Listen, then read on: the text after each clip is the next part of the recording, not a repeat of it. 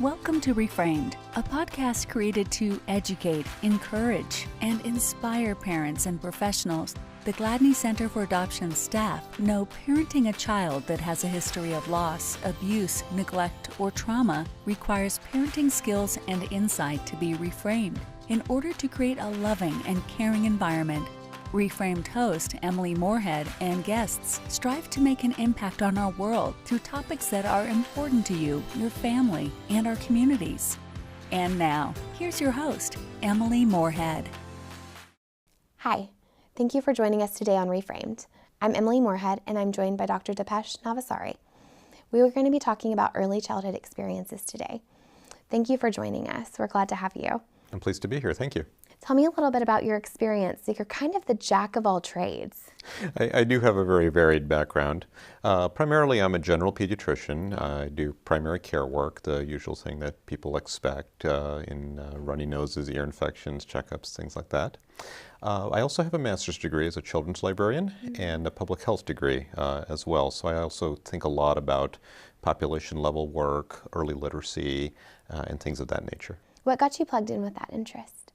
With Both. Okay, well, public health was something I actually did immediately after undergrad. Okay. I think I really was interested in prevention and how we can really think about prevention well.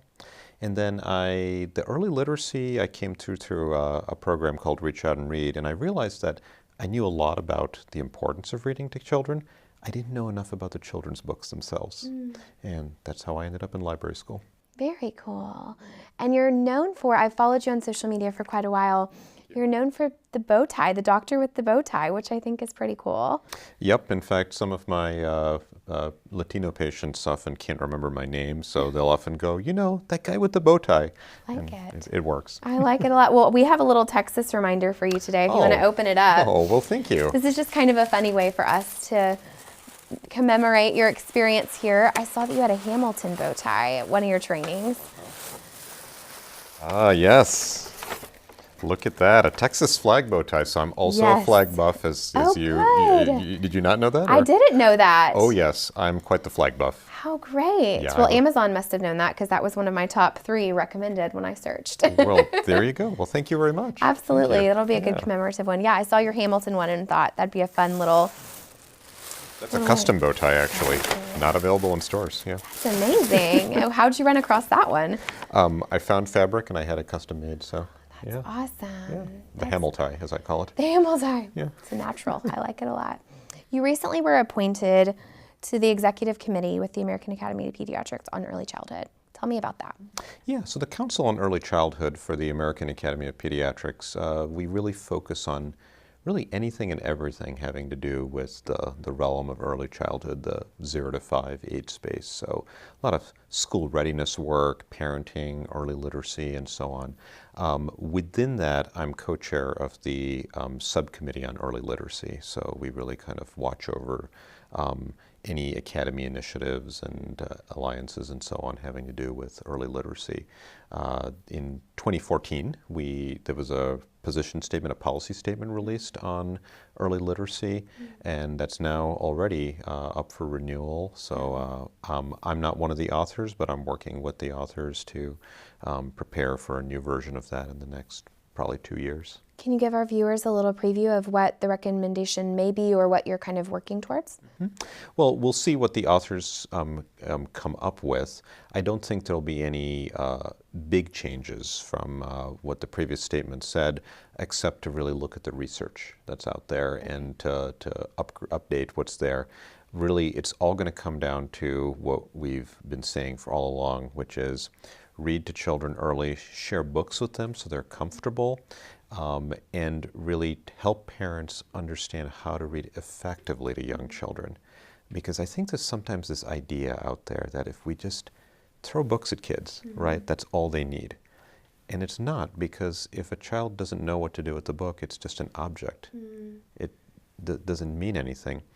And I think parents who are anxious or nervous about their own ability to help their child be successful educationally, they might just say, well, here's a book, go read the book. Well, that's actually not, the book's not going to do that on its own. The magic happens when it's open in the hands of a parent and a child. So you need them sitting there next to you, looking at things and so on. And that squirmy toddler, developmentally, that's normal. Okay. They're going to go running off after a few minutes. That doesn't mean they don't like reading. It doesn't mean anything's wrong with them. Instead of reading at them, read with them. I tell parents, open the book. Look for things in the book. Make it a game. Let's see if we can find Max in these pictures. Oh, he's in a boat. What color's the boat? Oh, you're right, it's a red boat. That back and forth dialogue, that's actually what matters. But if no one's ever told you how to do that or modeled it for you, why would you know how to do that? Right? But that works for the squirmy toddler. Once they're 3 or 4 or whatever, they'll sit and they'll listen to more of a story. Yeah. Tell me what one of your favorite children's books is, or one of the favorite messages that you like to lean towards. Book-wise, I actually love Where the Wild Things Are by Maurice Sendak, and there's a few reasons for that. And I'll tell you what one of the most amazing things is about that book. The very last page has no picture on it, and it just says, the last few pages are, and Max sailed into the night of his very own room, where he found his supper waiting for him, and it was still hot. Now, for us as adults looking at this, we say, oh yeah, that's nice, whatever. Here's the thing. A child who's under age 3 doesn't understand yet that printed words are actually telling you something. A child older than that, who's been read to and exposed to books, they start to understand, wait a minute, these little black marks are telling you what to say. So when you read that last page with no picture on it, the same way that you read the rest of the book, it tells that child, wait a minute, there's something going on here. Wow. It's an amazing moment of like pushing them towards this thing we call print awareness. That, wait a minute, you're not telling the story just by looking at the pictures and using the same words each time. You're telling the story because these little black marks are telling you something. And even how you just read that took me back to a really sweet space in my childhood, because memories are formed through those books and reading with those loving caregivers. That's amazing. So every time a parent's reading that book and a child is hearing it, we're pushing that child towards print awareness. And I remember the moment I suddenly realized that and saying, this is masterful. Now, I wish I could ask Maurice Sendak whether he did that, but he's dead, so it's a little hard to do that now. Sure. We'll make the best assumption of it. So reading is a component. In the first 3 years, that's when 80% of the brain is developed in early childhood. So reading is definitely a component of that. Why is that such an impactful and pivotal time period for children? So much of the brain's wiring happens. So the neurons are largely there, but it's not the neurons themselves, it's how they connect to each other and stimulate each other. So if a child is surrounded by an environment where there's lots of needs that are not being met, warmth, food, shelter, things like that, their brain is going to wire in ways to protect them and to look for food, to look for safety, to look for warmth, right? Those very sort of primal things. However, if all those needs are being largely met, then the neurons will wire for other things like love and social interaction and learning. You know, learning that what the ABCs are is irrelevant if you're constantly looking for food because you're hungry all the time. So we want to take advantage of that early time when those neurons are wiring and say, let's push the neurons to wire in that way that helps them be successful and become capable adults, rather than wiring for survival. We live in a society that we shouldn't have kids at a young age wiring their brains for survival. Sure. So a lot of our families are adopting children who are older than 3. What does that mean for them?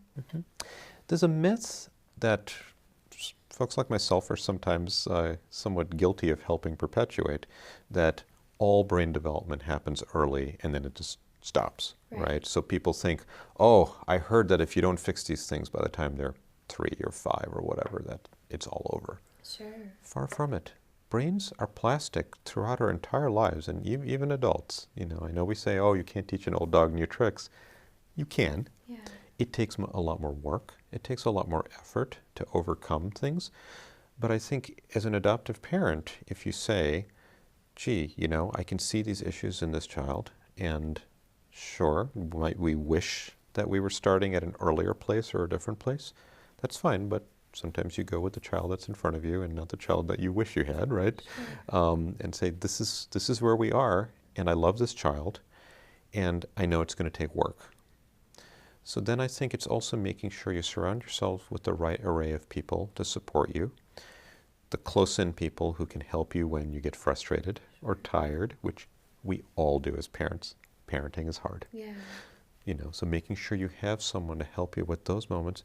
And then the other layers, right, including the experts who understand and know what to do in these difficult situations, that understand early trauma and that understand how to approach things and to understand the challenges that parents face. Absolutely. And how to adequately address those things. Wonderful. I think that's empowering because a lot of times when I hear research on the first 3 years, I feel panic, and it's so empowering to know the brain is always growing. You just have to be intentional in how it grows. It's amazing. Exactly. One of my questions for you is, you know, a lot of our children that come to us from hard places, for example, prenatal exposure to drugs or alcohol, they kind of start at a disadvantage per se. What does that look like with the brain, and what kind of outcomes could families expect? Mm-hmm. I think the question of substance exposure is a tricky one, because not all substances are the same. And taken to an extreme, you know, we have people who say, "Oh, I'm avoiding caffeine," you know, and sometimes in the grand scheme of things, it's like, caffeine. Okay, well, if you'd like to do that, that's fine, but we've seen much worse things, you know. Sure. I think the substance I worry most about is alcohol. Part of it is that we don't have as much of a social stigma about alcohol use compared to heroin or cocaine or things like that. Certainly, you know, I think people would look askance at a pregnant woman who's publicly drinking, you know, and whatnot, but it's not the same sort of thing. And the other problem with alcohol is that its effects are incredibly variable in ways that we can't necessarily predict. So we'll have women who admitted to drinking heavily, and their child may not actually have significant deficits. Or they might drink modestly, and there are significant deficits. And this is why we can't get behind like, oh, well, a little bit's okay. It's like, well, we actually just don't know. Okay. You know, and those are lifelong effects. They're not going to go away after a while. Contrast that to, say, cocaine or heroin. Those, now, I want to be very clear, I'm not at all recommending that any pregnant woman do either of those things. I think that's an important stipulation that you added in this conversation. So, yes, Dad, I saw this doctor and he said, but the effects of those, there are some more subtle effects, but largely what we're seeing is either preterm birth or being born with a dependence, and particularly in the case of heroin or opioids or whatever. But we can wean kids off of that. It's actually really easy to wean a newborn, relatively speaking, because we're not worried about them going and scoring another hit from someone, right? They're newborns. They're not going to do that. Right. So we can, in the right home circumstance, right, we can actually wean them down. And it might take days, it might take weeks, it might take months, you know, but it can happen. Now, are there possibly some cognitive deficits or something down the road? Yeah, somewhat, but it's really hard to know how much of that might have happened anyway, how much of that was other circumstances or issues, right? It's not clear cut. We have good long-term studies looking at the crack babies from the 1980s that were such a big media thing. It was such a popular term, yeah. Yeah, and you'd see these news things and see these little babies in incubators, and, you know, it was heart-wrenching, you know, I remember that. And the reality is when you looked at the long-term studies, they found it actually had very little to do with crack, because it had to do with poverty and racism. Wow. That was really the big issue, that it was poverty and racism's effects on kids growing up in environments where they were being barraged by those issues, and that led to their poor outcomes down the road, not really the direct effects of crack. You know, and of course who used crack is largely people in poverty, disproportionately minority groups, etc. So, you know, unfortunately, this still lives on in people's minds that, oh, it was all the drugs. It's like, well, it was the things leading to those circumstances. it's not just an individual failing, and so on.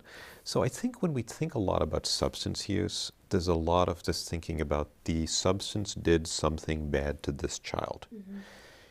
And I'm not going to say that that's wrong, but I think we maybe put too much emphasis on that and not thinking about, well, what else was other circumstances out there.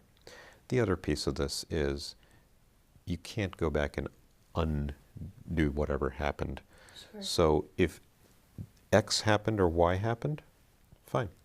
That's what you've got right now. The question is, what do you do with it? And what sorts of things do you do to help that child in terms of promoting and protecting their development as you move forward? Absolutely. It's almost hard with the data because when I've done research, I've had a hard time finding accurate outcomes because a lot of the times, like you're saying, it's poverty, it's racism, and adoption is coming in and mitigating a system almost sometimes. And so the research and the data is so difficult for families to decipher when they're trying to decide, what they're open to, if they're able to parent a child with a background of some type of substance use. Mm-hmm. It is difficult, and I've had more than one friend who's been in an adoption process themselves. They reach out for two reasons. One, because I'm a pediatrician, sure, and they have me on their speed dial. And number two, I'm an adoptive parent myself, so I've been in their shoes of the search and the waiting and the anxiety that the whole process can provoke on the adoptive parent side and the prospective adoptive parent side. But they've called and said, I got this call, there's a baby, here's something about mom's health, prenatal exposures. What can you tell me? What do I need to be asking or looking for or thinking about?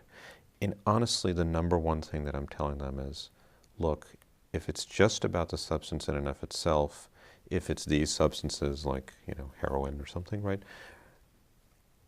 I don't think you need to be as concerned as you're relaying to me. Short term, there's going to be issues about having to do a methadone wean and things like that. That's, yes. But if you're looking 6 months down the road, a year down the road, even if there's small cognitive effects from that, relatively speaking, the incredible love and attention and interaction that you're going to provide this child is easily going to overwhelm those small deficits. So I'm not concerned about that, from that perspective. Now, these are cases where these are friends, right? So I have the advantage of knowing them in that way and so on. It's a different sort of conversation if I was approached, in a clinic visit or something with this sort of question. But the basic message is still the same, that everything in life is a balance. There's the things that act against us in terms of outcomes, and there's the things that promote good outcomes. And if we can, sometimes we might, the ideal is anything that's negative, let's pull that away if possible, right? We don't want kids to go hungry.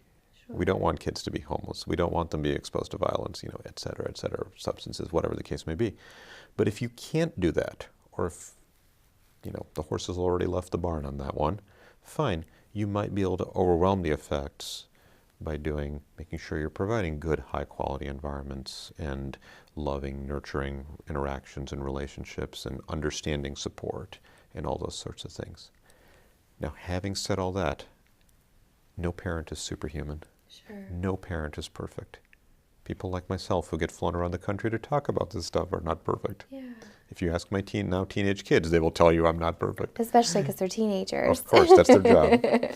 So we need to make sure that we're also not setting up parents to feel that this child has several strikes against them already. I'm now adopting them. I'm willingly, happily taking on that job. But if I'm not absolutely perfect, I'm going to have failed them. No, absolutely not. Far from it. No one knows what the 100% absolute right thing is to do in every circumstance. And I think it's important to realize that and to be forgiving of yourself. Sure. So when you talk about neuroplasticity and the brain's always moving, it's always changing, one of the big mitigation factors is relationships. Tell me more about that.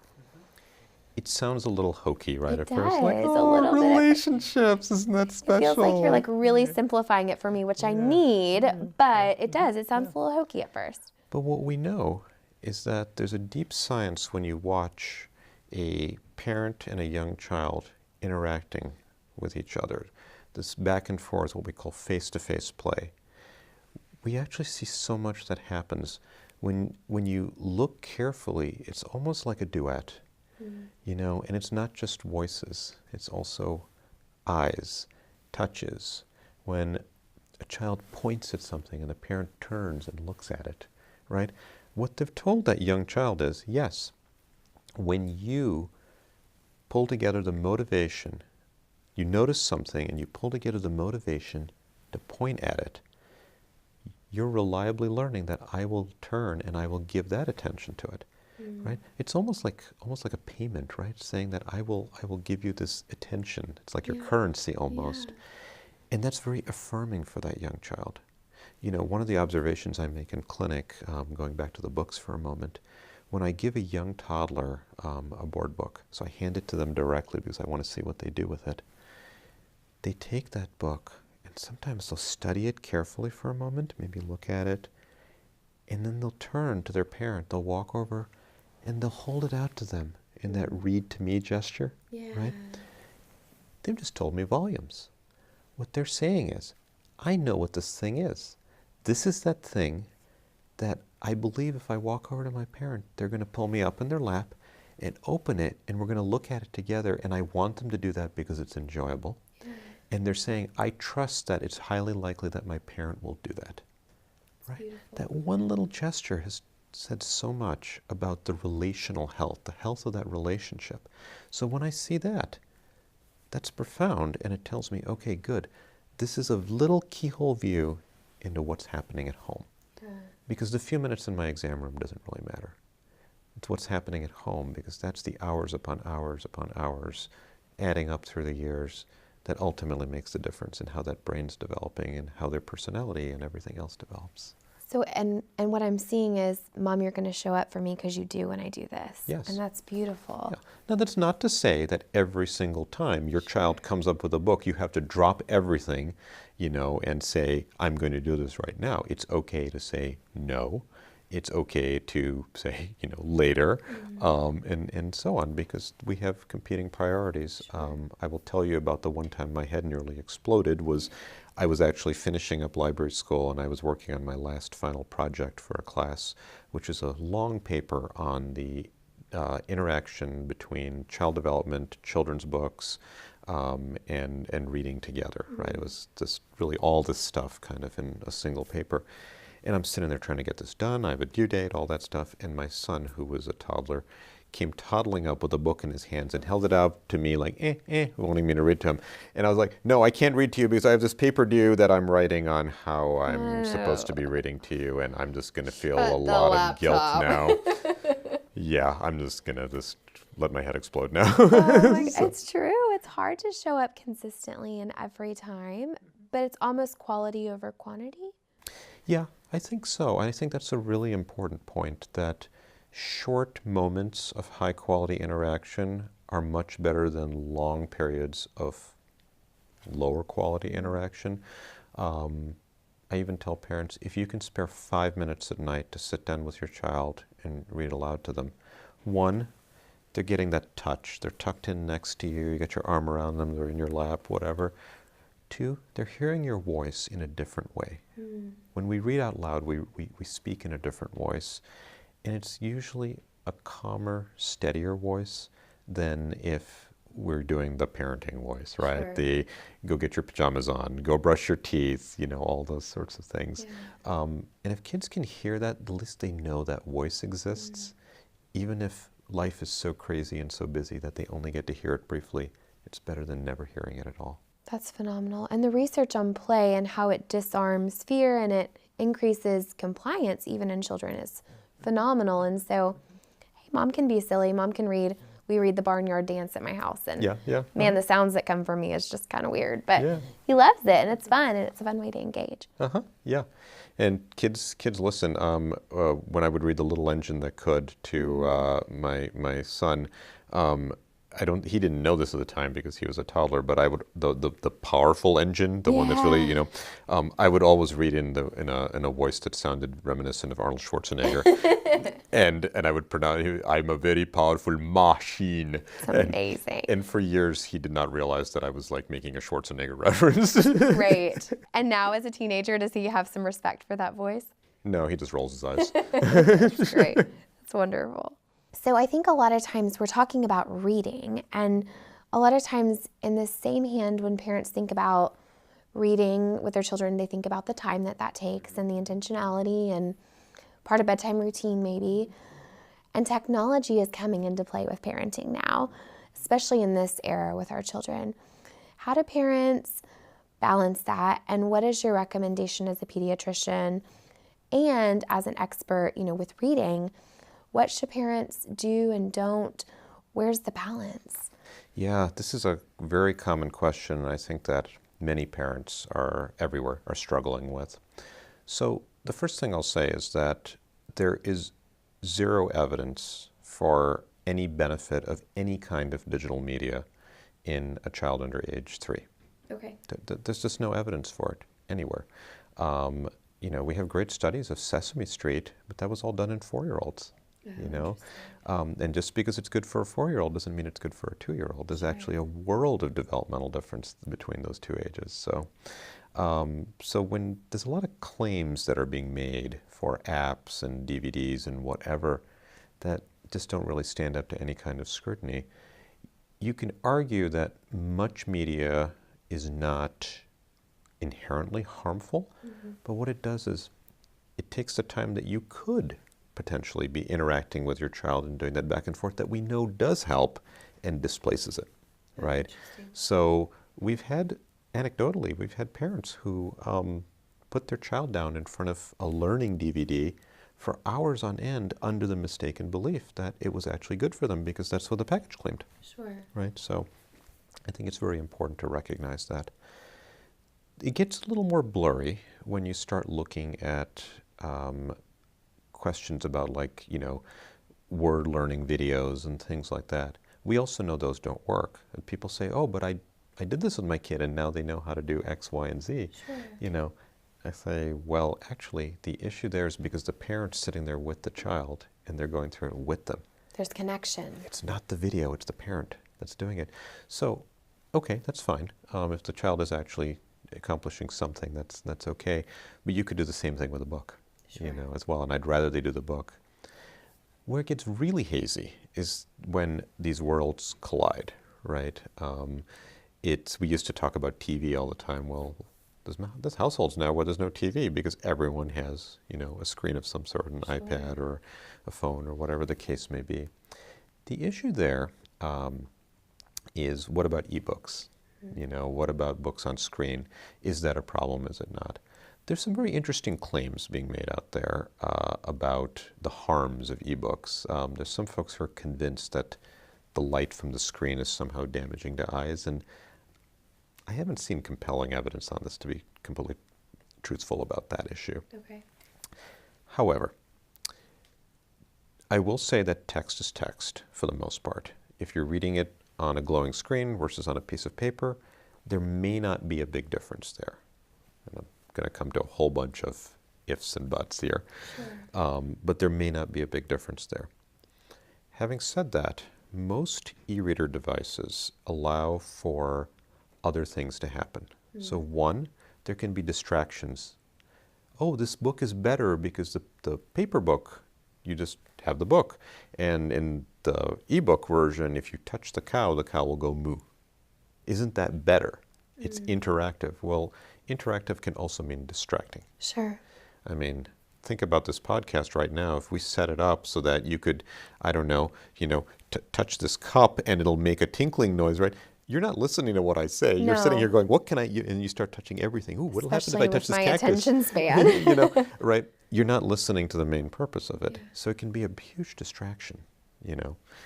The second piece is that unless you're absolutely scrupulous as a parent, and almost no one is, your kid knows that not only can you read ebooks on this iPad, you can also play Angry Birds. Okay? And kids will whine and complain until they can get to do the fun thing. I mean, this is how they market like breakfast cereal, right? And Sure. so your kid throws a tantrum in the supermarket, you know, and so on. So all of these run the risk of getting in the way of what a parent's goal may be is, I'm going to sit down and read with my child for 15 minutes. Oh, well, now they're touching everything on the screen to see what they can make it do. Oh, now they want to play this game. And sometimes you've had it and you're like, oh, fine, whatever. Sure. You know, and that one time whatever turns into a 2-time whatever and turns into a 50-time whatever. And before you know it, the number of hours of of reading together has actually shrunk and you didn't realize it slipped away. So there's all that. And then there's a recent study, just came out this week, that showed that when you asked parents and children to read print books together, read standard ebooks, i.e. just the book on the screen, no bells and whistles, versus enhanced ebooks, touch this and the cow moves, whatever, they found that the child just inadvertently walled off the parent and just went into their own, what they call solitary space. I've actually seen some of the videos in a preliminary version, presentation of this that was done by the researchers, and it was really amazing. You'd see the kid, the parent would be sitting there on the couch next to their kid trying to interact, and you'd see the kid kind of shuffle, like just this way, just off in their own world, right? And you can say, well, what's wrong with a kid being off in their own world? That's fine, especially as they're older. It's fine for creative play and things like that.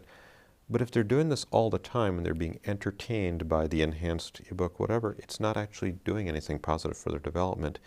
And it's actually discouraging the parent. I actually felt bad for the parent I saw in this one clip because she was trying and her kid just kept on kind of rejecting her offers, her bids for attention, right? Saying, oh, what about this? Yeah, sure, Mom. You know, just kind of going away. And these are young kids. These are kids under 3. And they saw the same thing with the standard ebooks as well. So something about the screen device seemed to like get in the way of this sharing dynamic. Whereas in a print book, there was much more, you could even just the physical, the body language, the leaning in, the talking about pictures. That interaction is what matters, right? So as I said earlier, this isn't just about, here kid, here's a book, hey, go read.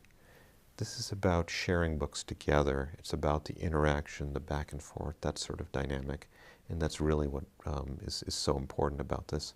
And that's why I think we need to be careful too about book giveaway programs. Book giveaway programs on their own don't do anything positive unless a family knows what to do with them. Okay. Book on a shelf doesn't do anything. Book only does its magic when it's open in the hands of a parent and child. So that is really where the key is that we need to be showing parents how to be successful at sharing books together with young kids. Ebooks seem to get in the way of that. Now, having said all of this, if a parent says to me, we are out and about the whole day, I have an iPad loaded up with 50 picture books, I am not lugging 50 books around. Sure. Be my guest. That's absolutely fine as long as it's not turning into game time, your kid isn't being distracted, stay away from the enhanced ebooks, unless someone can show us there's benefit. If someone has a really well done, peer-reviewed, published study saying this clearly makes a difference that's positive, all for it. Okay. Most are not willing to do that work, and probably it won't show anything. That's so phenomenal because it's the way that technology for children is going. And so what's powerful, though, about the reading, what I continue to hear you say, and please correct me if I'm wrong, is it's the connection that matters. It's that attachment. It's that serve and return. It's, I'm going to show up for you. I'm going to engage with you. I'm going to make a silly moo cow noise, even if it's not the right way to do it. You know, like the book says, that connection can be lost in technology, which is so scary. And it is a way kind of the future. And so programs like Reach Out and Read that you're a part of, they change that. What I think is so neat about it is it models for parents who might not have had that modeling. It's so intimidating to do something for your child that hasn't been done for you. How do you even start? And so to model for a family what that could look like for their family, I'm inspired to go home and read with my child because there's a different lens to look at it through. It's not a task, it's a gift, it's a relationship, it's a connection. And it's not just the modeling, it's also coaching and reinforcing what's being done right. Sometimes I'll ask a parent in the exam room, could you read a couple of pages out loud from that book I just gave you to your child? And, you know, the kid will point or whatever, and I'll just say, I love how when he pointed at that, you said, oh yes, that's a red flower. That helps him learn the words, the vocabulary, and he knows that you're responding to what he says, right? And you're helping build trust there, right? I didn't show them how to do that. They did it, and I'm saying, I noticed you did that, and I think you should do more like that because that's what you should be doing, right? Let's respect the fact that parents are coming with all sorts of strengths to their job of parenting, and sometimes, face it, in medicine, we do a really good job of finding everything that isn't going right and pointing it out ad nauseum, and we don't do a very good job of calling out what they're doing well. Yeah, it can be too diagnostic and not relational enough sometimes with just our interaction with parents. I try to end every checkup by just looking at parents and saying, I think you're doing a really good job with them. Because every single pediatric interaction, there's two questions being asked, whether they're being verbalized or not. How's my kid doing? And how am I doing as a parent? I mean, I'm a pediatrician, right? And I take my kids in for checkups, right? And for someone to say to me, I think you're doing a good job with them. I like hearing that. Oh, absolutely. And I allegedly know what I'm doing, right? Absolutely. I look for that every visit, and you just labeled what it is. That's, I mean, amazing. What do you want families to leave your clinic believing? I want them to believe that they are an important influence on their child. I want them to believe that they are capable of being a good quality influence on their child's development and outcomes. And I want them to feel comfortable that they know how to find the support that they need to be able to be successful in that. That's amazing. So I want us to share with our viewers how to stay connected with you. I've found you through the Facebook world and have loved how connected you are with sharing resources and education constantly. Connect our viewers with how to find you. Yeah, certainly. Social media is a great way to reach out. I'm on Facebook. It's at Dr. Librarian, Dr. Librarian. And on Twitter, it's my last name, so it's at Navsaria. Okay. I have yet to figure out Instagram, and only my kids seem to understand Snapchat, so I haven't gone there. But those are easy ways to reach out. Or certainly people can also email me, dnavsaria@pediatrics.wisc.edu. I can't answer individual patient questions. That should be directed to your own healthcare providers, of course, but happy to provide some guidance if it's helpful. That's wonderful. Thank you so much for the conversation today, and it was so empowering, and I feel like I'm leaving with a different lens, and I hope our viewers got that as well. Thank you guys for joining us today, and continue the conversation by following his work and staying connected with Gladney University. Thanks for listening to the Reframed podcast. Be sure to visit gladneyuniversity.org to access the show notes and discover upcoming trainings at Gladney University. We'd love your feedback, so please head to iTunes and rate, review, and subscribe. Until next time.